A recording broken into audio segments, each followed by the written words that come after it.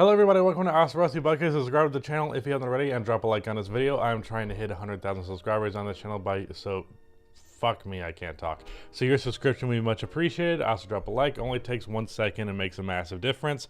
Today's video is a weird one. I thought about titling it another Ben Simmons video, but instead we're gonna focus more on the James Harden side of things here. A report came out recently, and this kind of is in line with some of the stuff that the Philadelphia 76ers have been doing in regards to Ben Simmons. And that report is that James Harden is not enjoying life in Brooklyn and has voiced his frustrations regarding Kyrie Irving's part-time play status. Harden has made it clear he intends to test out free agency, even if it leads him back to the Nets.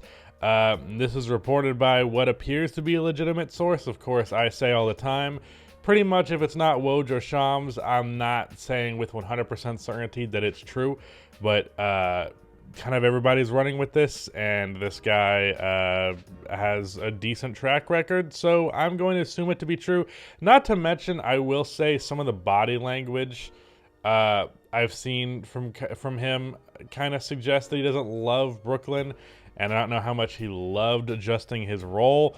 So, I mean, also, I completely understand being annoyed with the Kyrie Irving situation. I would definitely be if I was in his shoes, because at least personally to me, and I assume to him, it's not a big deal, and you are making a huge media circus and costing our team wins over this small thing. And I realize it's big to Kyrie Irving or whatever, but it's a reason to be annoyed. I think that's absolutely fair. So James Harden potentially not really that interested in re-signing with the Brooklyn Nets. So that is a hell of a thing. First of all, it's not as big of a deal as it would have been like a year ago because of how much James Harden has not been amazing this year.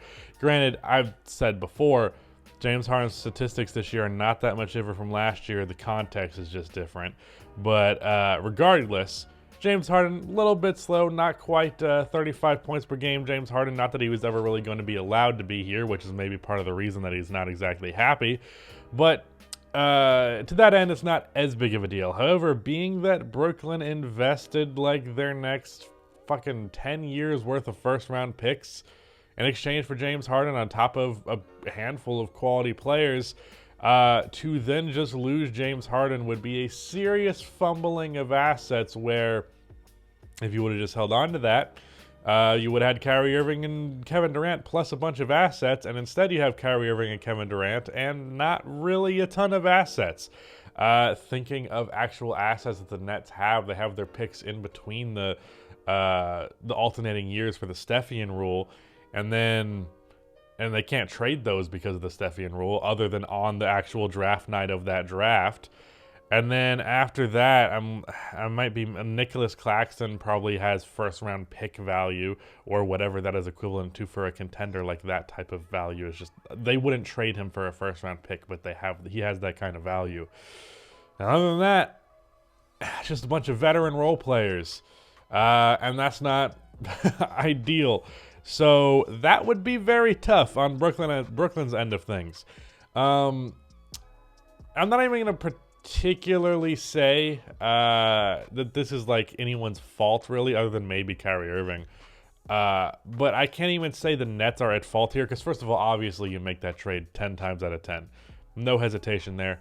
Can't really be critical of that decision. Like that was the right decision to trade for James Harden, even if there was some fit struggle and fit question. And I, by the way, never feel like that was fully like guaranteed hammered out. Like people acted like 3 games in to Harden barely even having played with the other 2 players that it was automatically solved.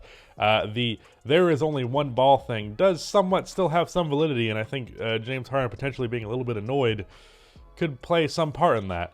But where am I going with this? Basically, I wouldn't blame anyone in the Nets organization for this. It's kind of just the own goals of James Harden, and now that he is going to be a free agent this offseason, it's kind of in his hands. And the report did say that he could potentially return to Brooklyn. It's not as though it's off of the table, but it doesn't appear as though he's thrilled to be there, and it's some no-brainer that he's going to re-sign there for multiple years. And this is where Daryl Morey, the Sixers, and Ben Simmons comes into play. And this is where potentially the James Harden leaving the Nets thing does somewhat get recovered. If he does go to the Sixers, there's probably going to be a Ben Simmons sign-and trade to make that happen. And Ben Simmons is not the worst consolation prize. Granted, not a great one. For what you're losing, that is. But also, like, would be the best consolation prize maybe ever, because rarely do you get someone as good as Ben Simmons as a consolation prize. But Daryl Morey, we all know his connection to James Harden, and it's pretty clear from the get-go that Daryl Morey has wanted James Harden in Philadelphia. That's why those rumors are circulating when James Harden was in Houston. And really, I feel like the only reason he wasn't traded to the Sixers is because Houston had beef with the notion of giving him back to Daryl Morey. There's also, I believe, like the CEO or CFO or something like that that works within the Sixers organization.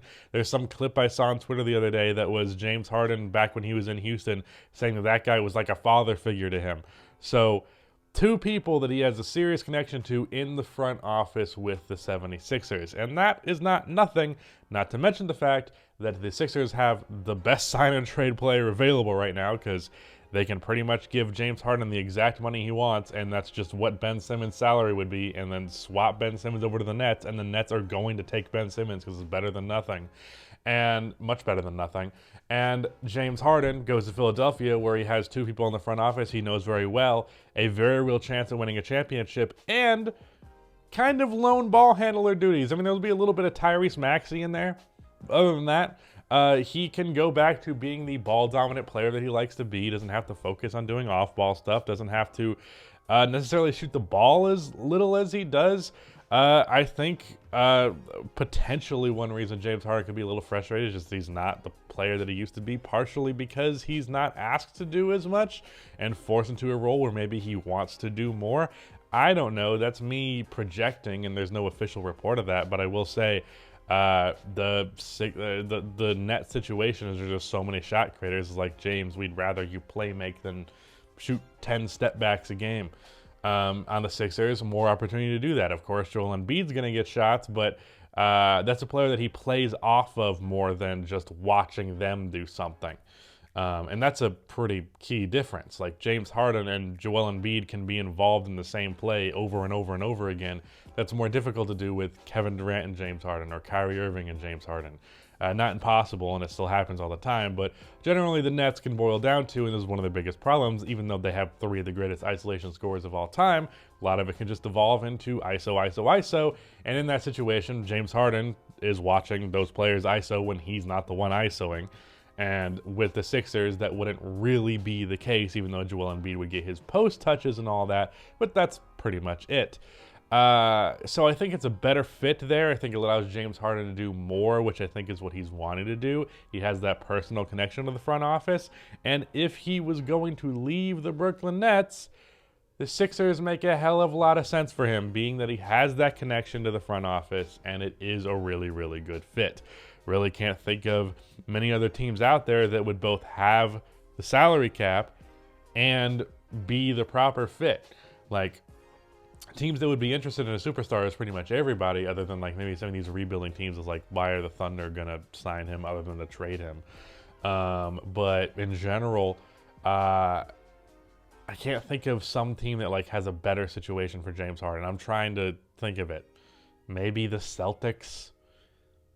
No, I don't even like that. I feel like Joel Embiid is better than him being in there with, again, that would just be more ISO and guard play. So not even them. That doesn't even make sense. It's just the worst version of the Nets.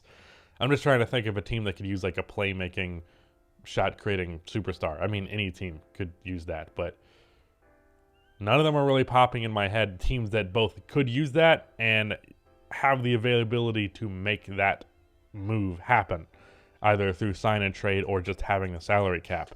And like, I'm looking at the standings right now. Miami, maybe Miami if you did a Kyle Lowry move, which would be a little odd, but you still could do it. Chicago doesn't make sense. They have so much guard play. Brooklyn is Brooklyn. Why would I say Brooklyn? That's the team that he's leaving. Milwaukee doesn't really make sense. I guess feasibly they could do a sign and trade for like Drew Holiday or something like that, or wouldn't be a sign and trade. It would be a sign and trade for James Harden. But I don't know that that's really going to happen with his history with Giannis. Cleveland, too young. Don't think he would do that. Charlotte, no. Toronto, no. Boston, no. New York, no. Atlanta, no. Phoenix, no. Golden State, no. Memphis is kind of interesting, but I'd say no. I don't know that Memphis wants to mess with their culture like that. Utah, no. Donovan Mitchell and him would just be kind of redundant in some capacity. Him and Luka would definitely be redundant. Him and Denver is interesting.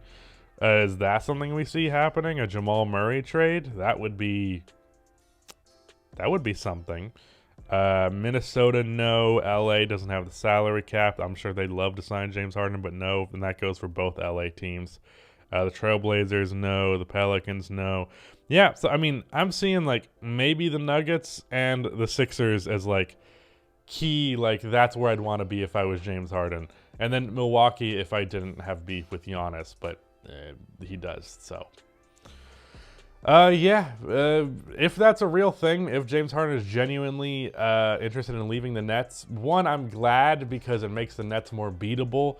Two, I'm glad because it means a superstar goes somewhere else, and that's always interesting unless it's a player on my team, in which case I hate it.